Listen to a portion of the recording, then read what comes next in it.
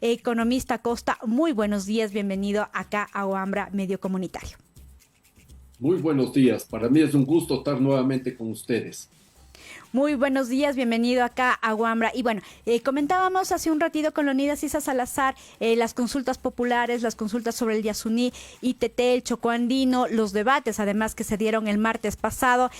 Y leíamos un poco sobre todo, digamos, el debate que hubo frente, digamos, al Chocó Andino y esta idea del desarrollo, digamos, que se habló mucho por parte de los representantes del no en ambas consultas y se mencionaba, ¿no es cierto?, de cómo aparentemente el extractivismo petrolero y ahora el minero sería la nueva tónica del desarrollo. Pero, ¿qué tan cierto? ¿Qué significa finalmente o qué ha significado el desarrollo petrolero y en este caso ¿qué significaría el desarrollo minero? Bueno, en primer lugar, habría que plantearnos qué ha significado el petróleo para el Ecuador. El buque tanque Ana Cortés de la Texaco zarpó el 14 de agosto del año 1972 con el primer cargamento de crudo de la Amazonía ecuatoriana. Y en esa época vivíamos una enorme euforia. Había un entusiasmo increíble. Se decía incluso en alguna publicación internacional que el Ecuador se iba a transformar en el nuevo Kuwait en los Andes. Y entiendo que la mayoría de habitantes del país, incluso yo en esa época era joven, no estaba en el Ecuador, estaba estudiando fuera, teníamos un enorme entusiasmo, la esperanza de que el petróleo abra la puerta y nos permita superar la época del cacao, del banano, que mantenían a la economía ecuatoriana al parecer estancada y sin posibilidades de avanzar. Abría la puerta entonces a la expectativa. 51 años después, la pregunta que nos hacemos es si el Ecuador se ha desarrollado. La respuesta es un no categórico. No hemos superado los problemas de pobreza, de miseria, de excesiva concentración de la riqueza, no hay recursos para la salud, no hay recursos para educación, no hay recursos para el bienestar de la gente. Además, diría yo, que el petróleo lo único que sirvió en esa época en gran medida fue para abrir la puerta para el endeudamiento externo agresivo. Eso sucedió en el primer boom petrolero y ya se repitió en el segundo boom petrolero. Y entonces, a la postre, la pregunta que nos hacemos los ecuatorianos es, o nos deberíamos hacer los ecuatorianos y las ecuatorianas es, si con el poco petróleo que queda en el Yasuní se van a resolver ahora sí los problemas. Si podemos confiar en que ahora sí van a actuar con responsabilidad, seriedad y van a utilizar los ingresos para resolver todos los problemas nacionales. La respuesta no es favorable. Por eso mismo hay que apostar por el futuro. Votando sí por el Yasuní, vamos a votar sí por el futuro, sí por la paz y sí por la vida. Uh-huh. Y volviendo a estos argumentos también dados en este debate, principalmente del Chocó Andino, un poco se mencionaba que los recursos aparentemente del cobre principalmente y del oro que salga del Chocó Andino aparentemente irían para la fabricación de artefactos como pensemos computadoras, carros, mencionaba la representante de la Cámara de Minería, y que aparentemente también necesitaban ser para fabricar nuevas fuentes de energía, ya decía paneles solares, para otras formas de energía. Pero finalmente, ¿a dónde van esos recursos que salen del subsuelo en cuanto a minería? ¿Van para eso? Bueno, hablemos de minería, porque ahora se nos quiere vender el nuevo dorado envuelto en la minería como la alternativa al petróleo que declina. Las reservas de petróleo están claramente declinando y entonces ahora se nos quiere vender la minería. En uno y otro caso, el Ecuador va a seguir siendo un país producto, un país que exporta materias primas para los centros del capitalismo internacional. Este es el meollo del asunto. Fuimos un país cacautero, fuimos y seguimos siendo un país bananero, un país camaronero, un país atunero, un país petrolero y ahora quieren que seamos un país minero. Somos un país producto porque los minerales que se van a extraer del subsuelo en el Ecuador no van a ser fabricados en el Ecuador, van a ser fabricados afuera. Esa es una primera gran constatación. Ni siquiera fuimos capaces de tener una adecuada instalación de refinación para autoabastecernos de derivados del petróleo. Yo recuerdo ese masivo desperdicio se hizo de recursos con la refinería del Pacífico, que si se hubiera planteado de forma planificada, quizás habría permitido actuar de alguna manera, pero se desperdiciaron cerca de 2.000 millones de dólares en una refinería que no existe. Y ahora nos quieren vender el cuento de que con los minerales sí vamos a procesar nosotros esos productos. No, de ninguna manera. Los minerales, en tanto materia prima, saldrán del Ecuador, ni siquiera sabremos cuántos minerales se llevan y nos dejarán a nosotros los pasivos socioambientales. Pero en el caso del Chocó andino, que es muy similar al caso del Yasuní, está de por medio la vida de seres humanos. En el Yasuní, los pueblos en aislamiento voluntario; en el Chocó andino, las comunidades, las poblaciones de la mancomunidad del Chocó andino. En ese escenario, yo creo que además tenemos que tener en cuenta que en el Chocó andino hay actividades productivas muy potentes en el agro, en el turismo, en la investigación, en distintas formas de artesanía. El Chocó andino es un emporio de vida de donde además proviene agua para la ciudad de Quito, para los barrios de la ciudad de Quito, para el norte de la ciudad de Quito, empezando por la Roldós. Yo entonces creería que hay que tener en cuenta también esa consideración, e incluso hay que considerar si se produce un problema en una relavera, en una instalación minera en el Chocó andino, puede haber una derrame de minerales, de tóxicos que pueden llegar a contaminar en las provincias de Santo Domingo de los Táchilas y en la provincia de Esmeraldas extensas zonas donde se está produciendo, por ejemplo, banano. Esas son las cuestiones que hay que analizar. Aquí nos venden, además, el cuento del desarrollo. ¿Desarrollo para quién? Para el pueblo ecuatoriano, definitivamente. No hubo con el petróleo, ni habrá con la minería. Para estar claros, la minería que se piensa hacer en el Chocó andino es una minería a cielo abierto. Bueno, lo que se está prohibiendo acá en el Chocó andino es la minería en todas sus fases. La minería artesanal, a pequeña escala, a mediana escala y la mega minería. Por eso hay que votar 4 veces sí por el Chocó andino, que es 4 veces sí por la vida, sí por el futuro. Ese triunfo del Chocó andino, sostengo yo, va a volverle a Quito nuevamente una especie de luz de América, como cuando en Quito se abrió la puerta para las luchas de la independencia en América, porque no solo va a repercutir en esa región de la mancomunidad del Chocó andino, sino que va a repercutir en todo el Ecuador y en toda América Latina. Los ojos de América Latina y los ojos del mundo están puestos en este 20 de agosto en el Ecuador, un país que está atravesado por la violencia, el narcotráfico, los asesinatos, incluso de un candidato presidencial, algo reprochable desde todo punto de vista, pero están puestos porque a lo mejor los ecuatorianos, estoy convencido de que sí, vamos a dar una señal vigorosa por la vida y por la paz, diciendo sí por el Chocó andino y sí por el Yasuní. Y volviendo, digamos, a este debate del día martes pasado, en la Cámara de Minería se ponía como ejemplo lo que está sucediendo en Zamora Chinchipe con la explotación de Mirador y Fruta del Norte. Pero ¿son realmente ejemplos? ¿Se puede poner como ejemplo eso? Me parece que eso ya es traído de los cabellos. ¿Cuál es el ejemplo de Mirador? Es la pregunta que yo me hago y las cifras son realmente espeluznantes. Yo tengo por aquí algunos datos que quisiera mencionarlos con sumo cuidado. El proyecto Mirador, ¿ya?, que fue impuesto a sangre y fuego en el gobierno de Rafael Correa, tiene este rato o va a tener un diámetro, se va a hacer un agujero de 1.5 kilómetros. Cuando termine la actividad minera en el Mirador, va a quedar una relavera, las escombreras donde quedan los materiales sólidos por 480 millones de toneladas. Para que tengan una idea de quienes están escuchándonos y oyéndonos, eso equivale a 5 panecillos de la ciudad de Quito. La relavera donde se guardan los desechos que han sido mezclados con químicos, que es un verdadero cóctel tóxico, va a dejar más o menos 500 millones de metros cúbicos equivalentes a 3 lagos San Pablo. Y el consumo de agua al día de Mirador es de 21 millones de litros, 21 millones de litros de agua, y eso con extracción autorizada al inicio de 60,000 toneladas de mineral. Al día se mueven 60,000 toneladas de mineral. Y este rato se acaba de autorizar la extracción de 140,000 toneladas de mineral, lo que va a representar cuando se vaya la minera escombreras, o sea, desechos desechos materiales por cerca de 11.5 panecillos y desechos tóxicos líquidos, así lodosos, por cerca de 6.9 lagos San Pablo, para tener una idea de la magnitud. Y 140.000 toneladas al día van a demandar 48 millones de litros de agua.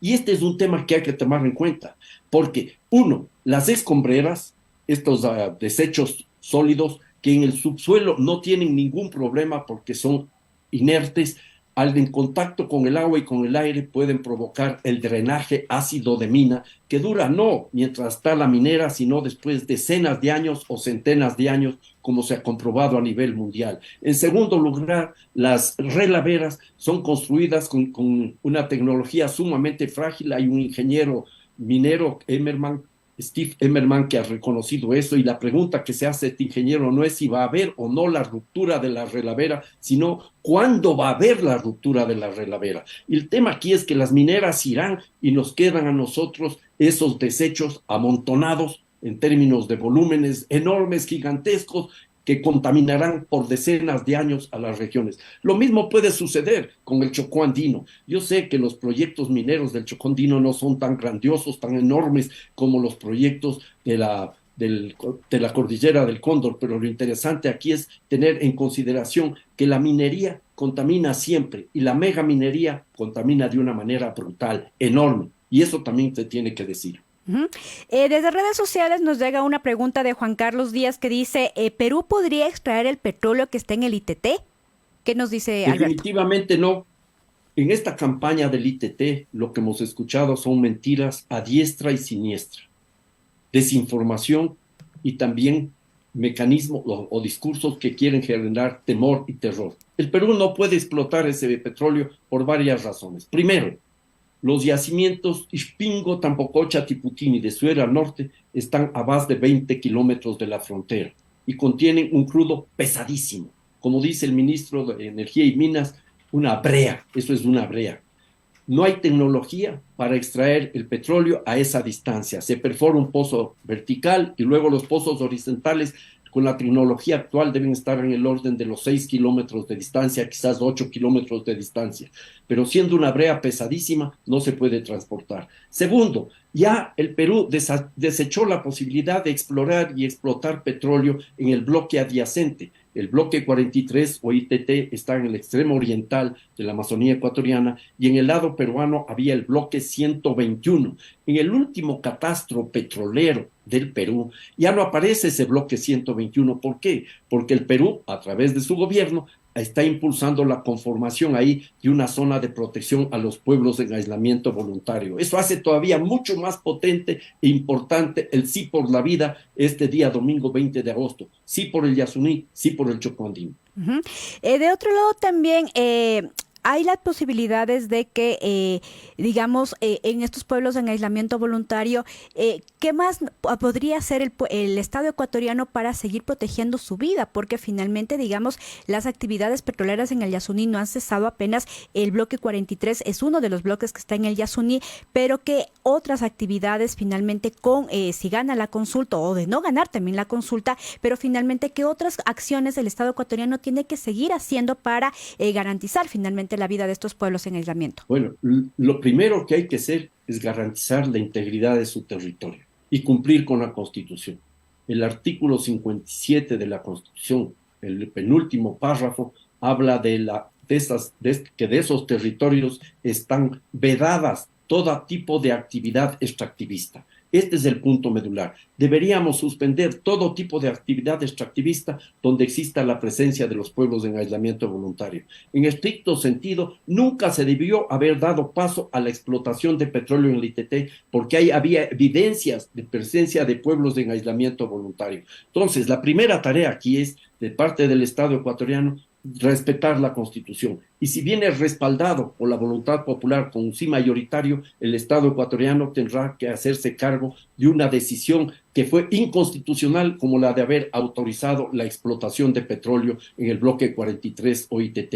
Y supongamos que ganar el no, porque hay que estar preparado a cualquier contingencia, porque puede pesar mucho la campaña de la mentira, de la desinformación y del temor. pues habrá todavía la posibilidad de que la Corte Interamericana de Derechos Humanos establezca alguna sentencia, y está en marcha ese proceso, para impedir que la vida de los pueblos en aislamiento voluntario esté en riesgo. Pero como ciudadanía, como personas responsables, deberíamos preocuparnos de votar sí por la vida y no sí por el pasado, porque votar no es votar por el pasado, y votar no es votar para que las cosas sigan igual. No será más de lo mismo, será más de lo peor. Yo me imagino cómo recibirán los grupos extractivistas, petroleros y mineros el no si ganen las urnas, como un cheque en blanco para ampliar las fronteras extractivistas, atropellando naturaleza, atropellando comunidades, atropellando la vida en nombre de un inalcanzable desarrollo. Por eso es importante tener presente el esfuerzo que vamos a hacer y que hemos hecho en el Ecuador para defender la vida de los seres humanos y la vida de la naturaleza. Y ya para ir finalizando esta entrevista, Alberto, digamos, gana el no el día domingo en las urnas. ¿Y cómo será la salida del bloque ITT? ¿Va a ser de una manera, bueno, algunos han dicho que se cierra ya las llaves al otro día, pero no, ¿cómo tiene que ser esta salida? No, en el caso de que gane el sí, lo que tiene que hacerse es procurar una programación, elaborar una programación para ir cerrando el campo. No es que de la noche a la mañana se cierra la llave, no, porque tiene todavía un año término, que no es un año calendario, desde que se aprueben los resultados. Eso se aprobará, yo me imagino, en septiembre, octubre estarán listos los resultados aprobados por el Consejo Nacional Electoral, y corre el tiempo, tiene más de un año calendario para empezar esas tareas. Y ahí tendrá que actuar con enorme responsabilidad la misma sociedad civil que está impulsando el sí por la vida. Habrá que establecer las veedurías ciudadanas, los observatorios ciudadanos, y contar con respaldo internacional. Si hay una adecuada política exterior del Ecuador, estoy convencido que los costos de retirar los equipos y los costos de restaurar y reparar la naturaleza podrán ser financiados desde afuera sin ningún problema, porque hay recursos internacionales.